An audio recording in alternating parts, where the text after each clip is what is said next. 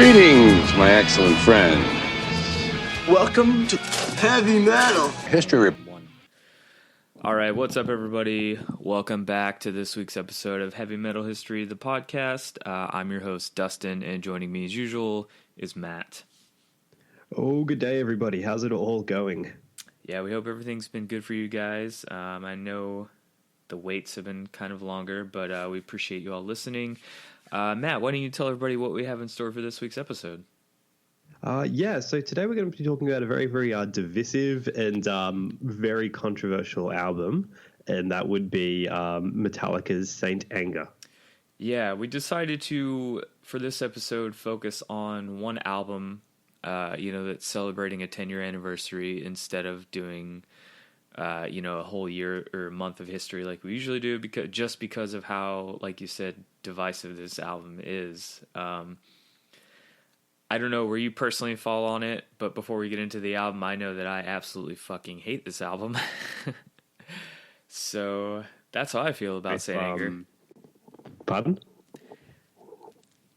I was saying I don't know how you feel about this album, but personally, I absolutely do not like this album. So, look, I just to kind of back up, I remember when I was first getting into like heavy metal or just other music outside the taste of my parents. Mm-hmm. This came out when I was just started high school, but I remember hearing like the first couple of songs when we were moving house when I was finishing up primary school, which is kind of like kindergarten, year 6 here.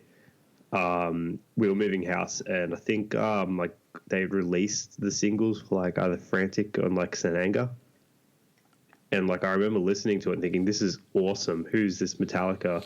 Started listening to Metallica, then like a couple of months rolls out, and then the album comes out, and then it's just, oh no. Yeah. And I think I never liked Metallica. I never really listened to Metallica since I was about 12, Mm-hmm. up until about, say, like 17. Yeah, I definitely remember when this album came out, and I could be wrong about the timeline here, but I remember they did that single I Disappear that was for like Mission Impossible or something like that. And I don't remember if it was before or during this album, but I remember being like, what the hell, what is this? Like, this is not Metallica at all. That was I think done in 2000. Okay. To coincide with the second Mission Impossible film filmed in Sydney. Oh, nice. I actually used to work in the building it was like filmed in. Nice. And like I remember listening to that and I was like, no, I don't know who this is. Then I started to listen to it a bit more. But yeah, I always used to like, and for the longest time, and every one of my mates can like basically back me up on this, I used to fucking like troll defend this album. Just to like fucking piss people off. But I got to a stage where I just couldn't do it anymore. I feel like a lot of people do that. Like they really, really want to defend this album, but there's... Yeah, look, and we'll get into reasons why I defend it, and then we'll get into reasons like why I think deep down is a good album in there somewhere. Mm-hmm. Or good parts to an album. Yeah, to be honest, I have not listened to this album in a very long time, and I didn't listen to it for this episode just because I couldn't. I literally could not do it. Like, I tried. I put it on and, like, got about 30 seconds in, and I was like, no, I don't want to. I can't do it. Yeah. No, it's... If you look back at it with, like, modern kind of ears, it's no good. It is such an album that is purely a time... It's an album of its kind of time. Mm-hmm. Yeah. And, I mean, I'll kind of get into all of it now. So, essentially, when Saint Anger kind of came out, it wasn't so much the end of, like, the soft period of, like, Load and Reload and some of the other stuff that they did in the 90s, like, Garage Inc. And as we explained before, the other Mission Impossible song. Yeah. They really kind of wanted to ride the coattails of what was popular at the time. Mm-hmm. And we all know what was popular around about the late 90s, early 2000s. Yeah, it's a lot of new metal and, rest in peace, Chester Bennington, Linkin Park, all that stuff. They were definitely hitching a ride on on a popular train there for sure. Exactly, and also issues surrounding it we'll get into. But one important issue that was surrounding this thing was they were basically leaving the vanguard of millionaire artists out to sue Napster. Yeah, the Napster thing is definitely something I don't even know like how much we're not really going to get into it a lot, but yeah, Napster, that's a whole nother thing that, you know, it worked in favor of Metallica and it also worked against Metallica, you know. It definitely put their name out there a lot more with all like the media attention. I'm also curious too, like, if there's anybody from that era that were like so fucking pissed at Metallica for that, like just absolutely like fuck them, fuck everything they're doing, that to this day they still do not listen to any Metallica anything. Like I want to know if that person exists. Like I think that person exists, but not for that reason. I'm pretty sure that person would exist for like, you know, maybe having this album come out, or maybe Death Magnetic coming out as well. Yeah, Death Magnetic was a weird one. But it was like, it wasn't as good. Like that was, and I mean to get even just kind of on a tangent, like this album kind of came out when I started high school, and then Death Magnetic came out when I ended high school. Yeah. I mean, kind of just goes to show kind of how just young I am. Or old at this point, but well, yeah, and I mean, getting back to the Napster stuff, and it really seemed like, oh yeah, you've got this fucking, you know, rough and tumble metal band fucking testifying before Congress, in order to like, oh, he shared my music without my consent. Yeah, that's a weird thing, man. Like that was the first time that, you know, people kind of realized that technology is moving a little bit faster than what, you know, record companies can logistically keep up with. And like, you know, they had a gripe against Napster because they thought it was, you know, getting out of their royalties, and they weren't able to keep up with technology. I remember when they weren't on Spotify, and then all of a sudden they were, and then it was like a big event. Yeah, I noticed a lot of streaming services do that when like a really big artist isn't on there, they just make like a huge deal out of it and plaster it. It's gonna get on. What's that? I wonder when Tool will get on, or if they will. Oh yeah, I don't know. That's a. But anyway, we'll get more into the album, kind of now, and more of its background. So Sedango is basically the 8th studio album they released. It was released on June 5th in 2003 by Elektra Records. This was pretty much the record label that they were always with. And then got kind of merged into Atlantic, but then just got merged into like Time Warner. And it's the second longest band between studio albums for Metallica, with this came out basically 6 years after Reload. Yeah, that's a pretty significant amount of time. You know, and I as much as I can imagine, I'm assuming they just had, you know, personal lives and wanted to like get their families going and shit like that. Like 6 years to not do anything is a very significant amount of time, especially for a band that big. Here's the thing. This probably should have came out, if everything had gone to plan. This probably should have came out 2001, maybe 2002. Yeah, which puts that timeline of when I Disappear, you know, was released, I guess. You know, that you could tell that they were working on stuff, but it was weird that there was no album for the longest time after that single came out. Yeah, exactly. And this record also marked the final kind of collaboration between them and longtime producer Bob Rock, who produced the Black Album. So they milked all the popular out of Bob Rock. They got good. I don't know if you ever watched Metalocalypse. There's that Bob Rock type character. Yeah. That has like the robot eyes. Yeah. Gosh, it's been forever since funny. I've seen that. So this was supposed to come out about 5 days later than I think it was supposed to come out on the 10th of June, but it got released 5 days earlier. Again, due to concerns over unlicensed distribution through peer-to-peer networks, i.e. Napster. Mm-hmm. Yeah, and I specifically remember when this album came out too, um, pirating it on purpose, Mm.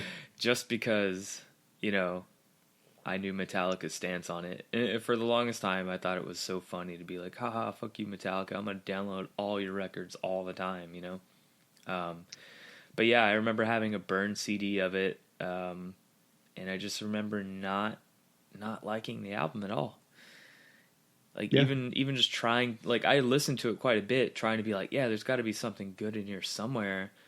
But I just, man, that, the worst part is the fucking snare on this album. Now, I will get into the snare. All right. And finally, I mean, one thing that's also like really kind of marred the production of this record as well was also the fact that Jason Newsted had left. Yeah, that's a really big deal, man. He went on to go into Voivod, I assume, at this point. Yeah, or he went to go on and do like other kind of like musical endeavors, with kind of just like jam bands and all that, and then and yeah, no, it also is covered in some other things as well. I'm not quite sure what he's in now. I'm pretty sure he had like a self-titled band that was like shit. Mm-hmm. Yeah, I think you're right. But anyway, and so actually Bob Rock ended up playing bass on this album here. Which, I mean, the bass is kind of Non-existent. Yeah, non-existent, so it doesn't really make a difference. But that's, it's interesting that the producer like filled in for that spot. Like he took the time to do that. Now, did he write any of the bass stuff, or was that before Newsted left he wrote it, or did Metallica just write it? I think he like Newsted left. They had no material when he basically left, and then and that was kind of just like, oh, I'll just do something that kind of just matches a guitar, but we'll just turn it low down anyway. Same as like, not same as, but like the same kind of instance in like Injustice for All. Mm-hmm. Like the joke is, if you just turn the bass up in Injustice for All, it'll be their best album. But I don't think any amount of bass being turned up here can save this. Yeah, no, not at all. No. So, dude, recording of this album initially started on the 23rd of April in 2001. Man.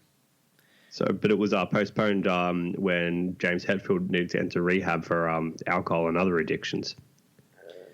Yeah, I vaguely remember that. That was kind of a big deal, when MTV was still showing like music videos and stuff, and yeah, music news. Yeah, they were like, James Hetfield into rehab, and I mean, it's no secret that pretty much all the dudes in Metallica were, alcoholics. I mean, their nickname for a long time was Alcoholica, But, especially like this late in their career that, he's still like drinking that much is pretty serious. So it's good that he got the help that he was looking for and needed. So, exactly. And what they ended up doing in this initial recording session, they went to like an old kind of out of commission army barracks along the Presidio in like San Francisco, and turned that into like a makeshift studio at the start of January. But then like about 4 months later, having like only really recorded basic just like scratch tracks and like just basic ideas, they had to like shut the whole thing down. Because he went into rehab. Yeah. So they like spent a good amount of time like trying to build this record up and write it, and then it was just all of a sudden like, all right, that's it, like stop, like mid writing, and that's gotta really hurt the process of making an album. Yeah, exactly. But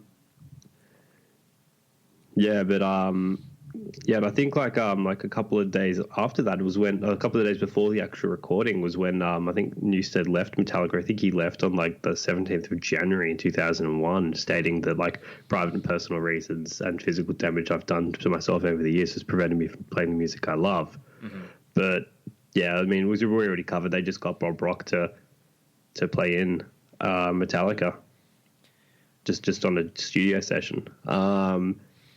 But yeah, so what happened like 6 months after the initial shutdown of the Presidio sessions, Phil came back into he got out of rehab, and they decided just to go work to a bunch of other kind of studios to do this. I think they went to about maybe two or three studios. Mm-hmm. But he said to the band he was only allowed to ever work from noon to 4 p.m.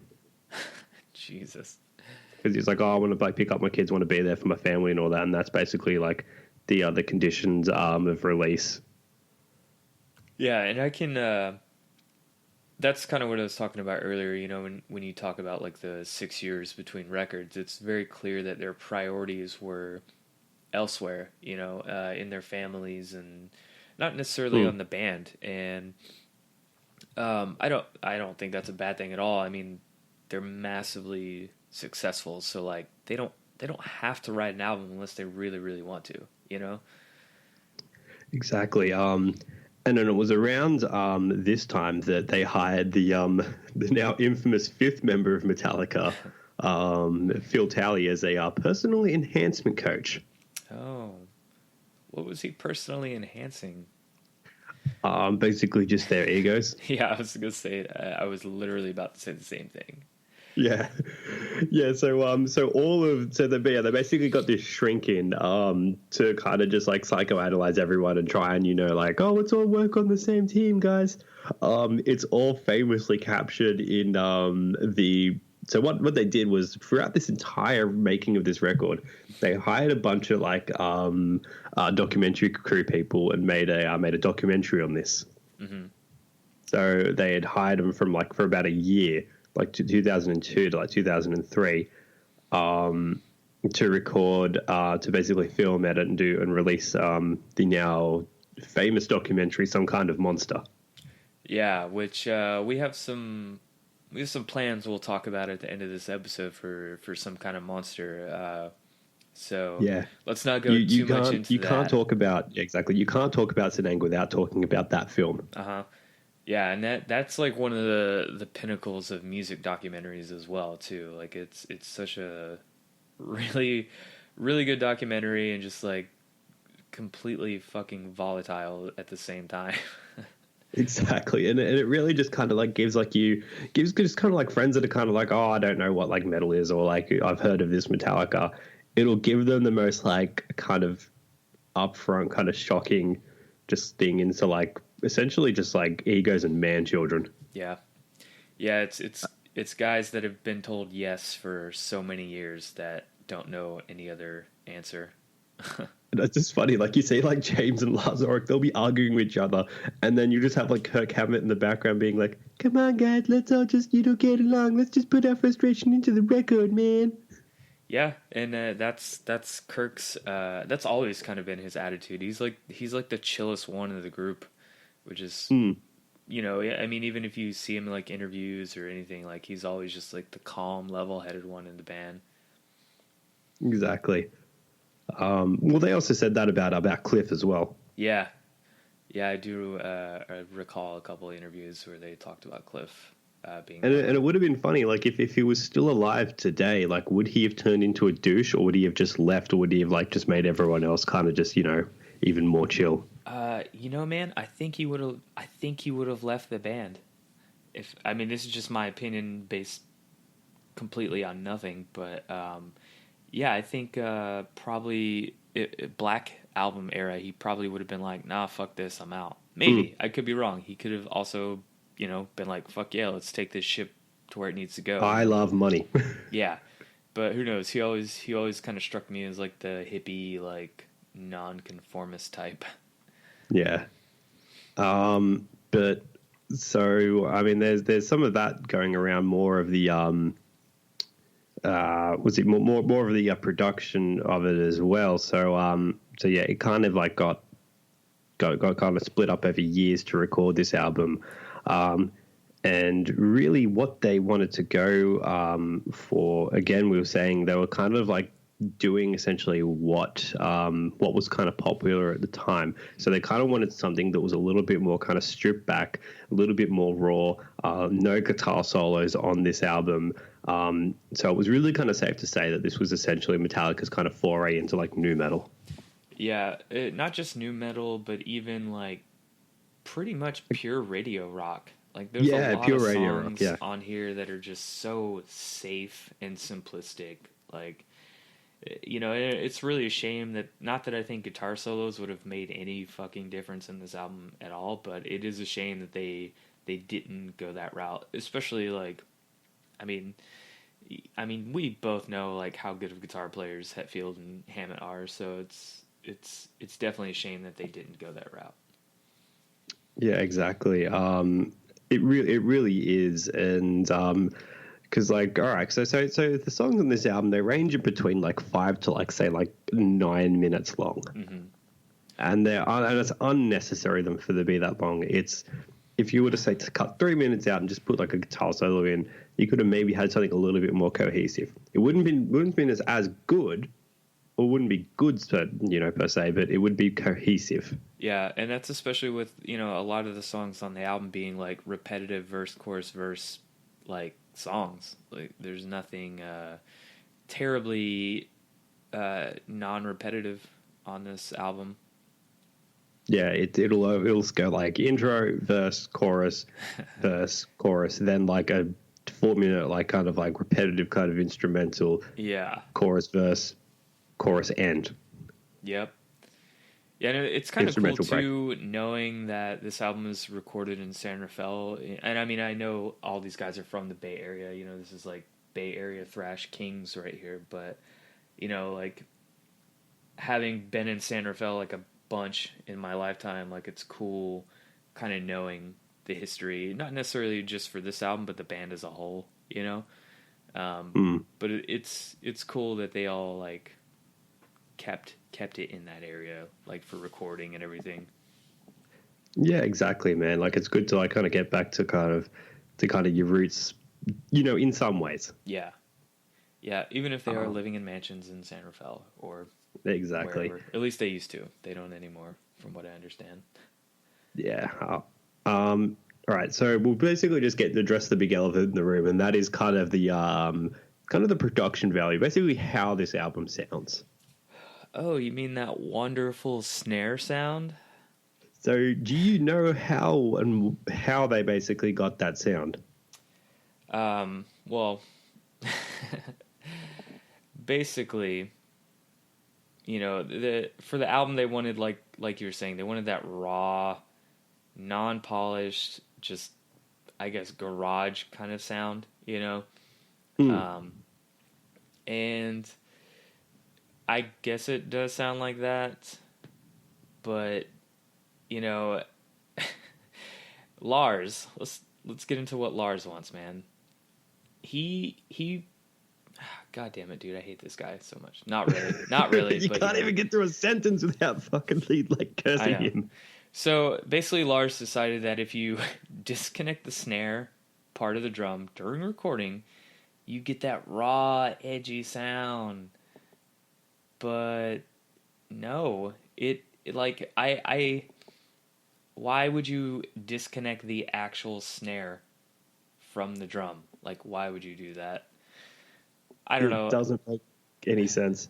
No, I mean I get that he was trying to like do something different and that's cool. But it's the same thing with like a lot of like brutal death metal or like slam bands that like tighten their snare so much it sounds like you're just fucking beating on a tin cup. Like it doesn't sound good. It doesn't. Yeah, like I wonder if you'd have this kind of sound. Like remember when fucking Slam was big and you'd have like those programmed drum machines? Like you program this kind of like snare sound into it. Holy fuck, that would sound so atrocious. Oh my god.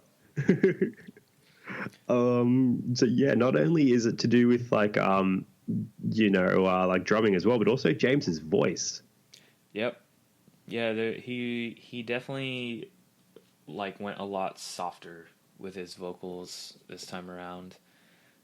Yeah, I mean, as we stated before, he could only ever work from say like 4 hours a day. Mm-hmm. So half the time, Bob Rock, it was kind of just like a one and done kind of take. It's like, well, that's the best we're ever going to get out of this. We're working on kind of like borrowed time here. Mm-hmm. Yeah, he was. Yeah, I think Bob Rock was saying like they didn't really have a lot of time to get good performances out of James, and that they liked the raw performances, And I feel like that's kind of a lazy thing to do. If you're trying to make an album, you're trying to make it sound good. Don't just go for, not getting an amazing performance. You're just kind of half-assing it at that point. Yeah, exactly. And I mean, yeah, but I mean, everything else, like, I mean, guitars on it sound fine. Yeah. Yeah, I mean, the guitars are whatever. Yeah, they're whatever, but there's some cool riffs in this album as well, especially like, I feel like songs like I think like Frantic and like Senanga and I think like Invisible Kid. I think the only riff I kind of think is the most memorable is probably from the title track, from Saint Anger. That's just, but even now, like thinking about it in my head, I can't like, I can't be like, yeah, that's what I'm thinking of. Yeah, the one where they basically went into a prison and shot the film clip for it. Yes, yeah, that video. Yeah, I remember that being like a big deal. Yeah, I kind of do too. Like I remember, and again, this is when MTV was still showing music videos. Like there was like a little countdown clock to when they were going to show the new Metallica video. Like it was such a big fucking deal. And Oh, really? Yeah, seriously. And I remember watching it and just being like, "Oh, okay, that's cool, I guess." Right. Yeah, exactly. It was just like, well, they were in a prison and they played their instruments. Yeah. Yeah. Also, The Unnamed Feeling. I don't mind that song. Yeah, like I said, I'm kind of indifferent to this whole album. It's not something that I'm going to listen to probably ever again in my life, and that's okay. Oh yeah, I think I'm personally, I think I'm done with it. Yeah. Yeah, because as I said, like I used to like ironically kind of defend this album. Used to say, "No, man, it's in there somewhere. It's like a good album. It's just things like they were just going through shit, and they had to get to this in order to get to all the other stuff. And it was like I was just so full of shit, trying to defend this. And it's like I don't think I can do. I can't do this anymore. I can't keep the charade up with being serious. Yeah, and I've known people that like will legitimately defend this album, and I'm kind of like confused when they do, and they're like 100% serious about it. And I'm just like, all right, well, that's your opinion, man. But apparently a lot of people kind of ate this album up. Yeah, it sold 2 million records, so, and that was just in the first couple weeks or whatever. I think overall it sold like fucking 6 million records. Yeah, and that's not a number to just be like, oh, this album's terrible, it didn't sell. That's no, dude, 6 million records is no fucking joke. So the sales were there, people were listening. You can't dispute that. Yeah. Yeah, what, it won the actual songs in Anger won the Grammy. Yeah. It's like, actually, fuck off. Yeah, that was kind of weird. Even then, though, was that to make up for, like, the time that Metallica got beat out over Jethro Tull? Yeah, well, didn't they win it up like every time they were like nominated, apart from that one time when Megadeth beat them? I believe so. Yeah. Yeah. Yeah, and dude, they toured extensively for this. I mean, like, I don't know if you remember, like, the US, that big summer sanitarium tour. I don't. So that one, if I could go back to, say, like, a tour, and I don't know why I'd want to go back to see Metallica, especially on this cycle, but it had, like, early days, like, Mudvayne, Deftones, Linkin Park, and Limp Bizkit. Jesus. And we're talking about all those bands in their primes. Yeah, so it's pretty clear that they were definitely trying to jump on a certain bandwagon. Exactly, play to what's popular with the kids. And I'm glad they didn't. Like, they tried it out. It worked for them. They sold the records, but I'm glad that they didn't keep up with that. Even with Death Magnetic coming out a few years later, I had a bunch of people telling me like, no man, it's like Metallica back to form, like it's totally good, like there's some thrashy parts. I'm like, that's cool. And I listened to it and I was like, no, this still is not for me. Like, I just can't get into it. Yeah, it's like you listen to Metallica and you think, oh yeah, there's some thrashy parts, therefore good. But it's like it's Metallica; it should be pretty much all thrashy parts. Yeah. And then, after that, we have the travesty that is Lulu, which is an objectively worse album than Saint Anger. Oh yeah. That is just an absolute pile of garbage. And I was explaining that to my girlfriend the other day. Yeah. Just all about like Lulu and all that because we saw it in like a record store, and I played it like for like a couple of tracks off it, and she's like, "What the fuck is this?" Yeah, it's bad. And I will say that their newest album, as cliched as to reiterate this, it is a return to form. The album's not that bad. And we're digressing here, but it's a good thing to kind of look at the growth from this album to where they're at now, because for all intents and purposes, this album probably could have ruined their career if it had come out at a different time.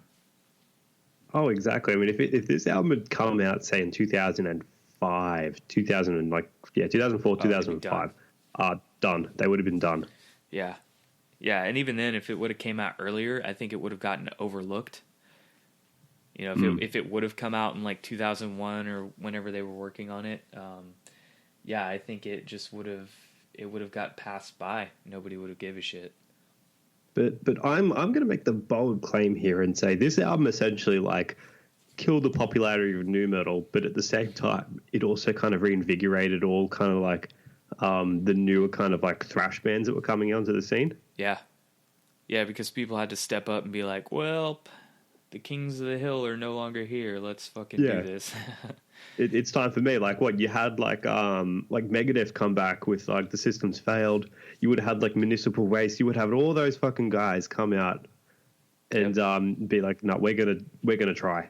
Yeah, and that's what bands did, man. They stepped up and they put their mark. They picked up where Metallica just kind of gave out. I don't know if that's the proper word for it, but it gave out. More like gave up. Yeah, gave up. Yeah, I do often wonder that a lot of times when talking about Metallica, like what is their reasoning for wanting to just change their sound so drastically? And you can read all these interviews and listen to interviews and hear them talk on podcasts, and I do think it's partly genuine of what they were trying to do, just to always keep it invigorating like their sound. But at the end of the day, I think that they should have stayed true to what they started with. Well, I mean, yeah, we can say that, but then at the same time, like Load and Reload did come out. True. Yeah, those. I don't know. I'm indifferent to those albums. Like, there's some good songs and some like kind of songs on those albums for sure. Yeah. But yeah, I mean, it's their discography is very interesting. Like as a whole, it's such a fucking mixed bag of nuts, and you never know. It really is, and like the only reasons why I can like songs off the Load era stuff is because of the S&M stuff. Like they had all they played with the SFO. And it was around that time, so a lot of those songs were included, and they sound really good with an orchestra behind them. But when you hear them just stripped back to just what the actual album is, it's just this really just doesn't work. No, not at all. So for the album turning 10 years old, I mean, well, 15. Oh, 15. Sorry, yeah, my bad. Does it hold up to you? Well, it didn't even hold up like basically a year when it was out. Mm-hmm. So this album doesn't, but this album, I feel like it's an important album. I feel like it's a very kind of cautionary tale. And I feel like it's important, yeah. Yeah, I don't think the album holds up. I'd be surprised if a lot of people even still listen to this album. I mean, I know they're out there, I'm not saying that people don't, but it's just, I don't know, man. If you look at their whole discography and this is really the one that you want to fucking listen to, I doubt your dedication to Sparkle Motion, man.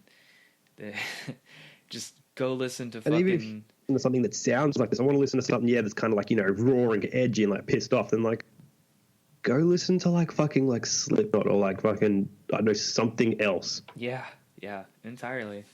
I completely agree. But yeah, like it's but like I said, I feel like that this album is essentially like the musical equivalent to Waterworld. All that money and nothing. Just All that money and no fucking like result. yeah. I mean, yeah, it made it. It's back and then some, but for what? To make Kevin Costner look like a badass? I don't know. I think He's I've got seen gills, Waterworld. man. Yeah, I think I've seen Waterworld like once in my entire life. That's a long ass movie to sit through. It really is. Like, it's pretty bad. But anyways, speaking of sitting through movies, Yeah, so with this episode being all about Saint Anger, and we touched on the documentary Some Kind of Monster, we thought it'd be cool for next episode if we do a sort of live commentary to the documentary. So me and Matt are going to watch the documentary at the same time, and we're going to talk about it as we watch it. And we thought that'd be pretty fun and pretty cool, and hopefully you guys will dig that. I think it's a good idea. I think it'll be fun. Though there will definitely be a lot of hilarious things to be said during that documentary, that's for sure. because it is a hilarious just documentary as to see. Again, as we touched on earlier, it's what happens when people that have been told yes for 20 years get told no. Yeah, it's like watching a bunch of 4-year-olds inside of adult bodies. Somewhat. Yeah, and it's people like, and it is really just like an interesting psychosis just into that kind of mindset too. So I really can't wait to essentially watch it. Yeah, it's gonna be fun. Obviously there won't be any audio from the documentary. We'll just be watching it. Hopefully that won't pick up any noise. I don't know how the recording will work on computers, but we hope you guys look forward to that. And just kind of on a related note, obviously there was a pretty big death that had happened earlier a couple days ago. Well, I'd probably even say even two. Yeah. That have happened in, say, the past kind of like 2 weeks. Yeah. So obviously Chester Bennington took his life. Linkin Park definitely gets thrown in the conversation with nu metal, despite what they sound like now, and it's a very sad and unfortunate thing. But it's also something that we can't really overlook. Being a heavy metal podcast, it's very obvious what kind of reach the band had, not only with fans, but just their music as well. And I would be remiss if we didn't say something on the podcast about it. So it's a very unfortunate thing that happened. Exactly, and I remember like listening to like Linkin, that first album Hybrid Theory, when that came out. I think I was like 10. Mm-hmm. That came out. I was like, holy shit, this is like the heaviest thing I've ever heard. Yeah, I definitely went fucking one step closer. Yeah, I definitely remember seeing their music video played all the time on MTV, and definitely jamming it a few times in my life. Not a whole lot. Like, I was never super into them, but yeah, I definitely listened to my fair share of Linkin Park in the early days. Oh, I did too. I remember those first, like, say what you want about them, those first 2 albums, fucking absolute fire. Yeah. Yep. And then they did the collaboration with Jay-Z, which was like good for them. I definitely did not listen to them at that point, so I don't even know what that sounds like. But it doesn't sound good to me. Oh yeah, because they had that. Then there was the Transformers song. Wow. And then it was sounding what now? I remember, but on a side note, I remember seeing Linkin Park at a music festival. It's Soundwave. They were the second last kind of act to play because they were opening for Metallica. Mm-hmm. And what happened was they were playing like the big kind of like arena of the actual stadium. It was like an actual football stadium. Sits like 80,000 people. And they had basically pits on two sides of the thing. So there was like the Metallica side pit that was kind of just waiting around for the Metallica stage, and then there was the Linkin Park side that was playing for. It was like sitting there, like punters there, like waiting for Linkin Park. Now halfway through their set, and I was up in the bleachers. Halfway through their set, they started playing Points of Authority, and then I could basically see it. Some guy was moshing and pretty much like just fucked his leg up. Jeez. And Jester saw this and he stopped the entire set just so like paramedics and all those kinds of people could like come through, assist the guy, and basically just tried to like calm everybody down. Jeez, man, that's intense. So yeah, like that, and that was like a pretty big fucking like, you know, ballsy and kind of like respectful move that I have nothing but absolute like, you know, respect, you know, for that man, regardless of, and the music, regardless of what they sound like now. Yeah. Yeah, and that's the important thing here. I know a lot of people want to like make a big deal about the kind of music they make, but that's kind of ancillary to the overall, you know, incident here. And that's kind of why I wanted to touch on it. You know, a lot of people struggle with this kind of stuff, myself included, and it's not easy a lot of the time. You know, you never know what somebody's going through, and you can't fault them on that. So exactly, just be aware, man.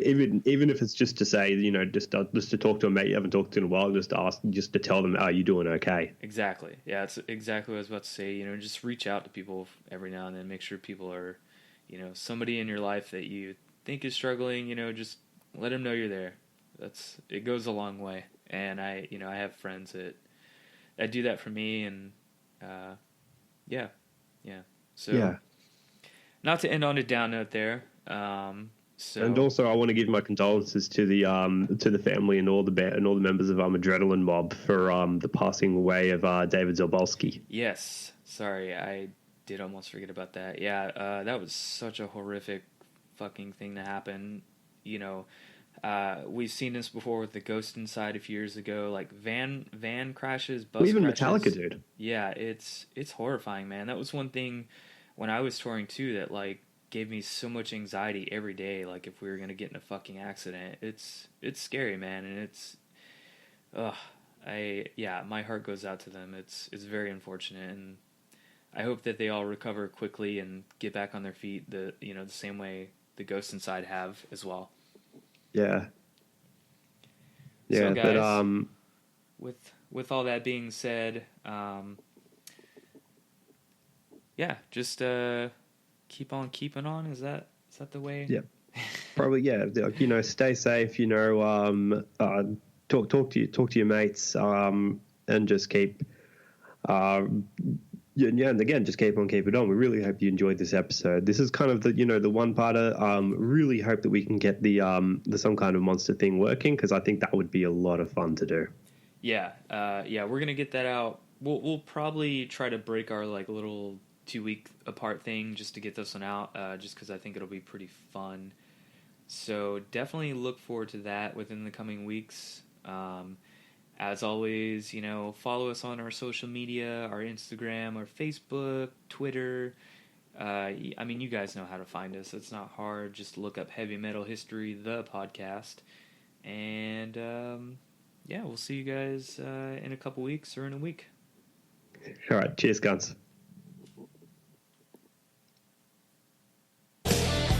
Be excellent to each other. Yeah,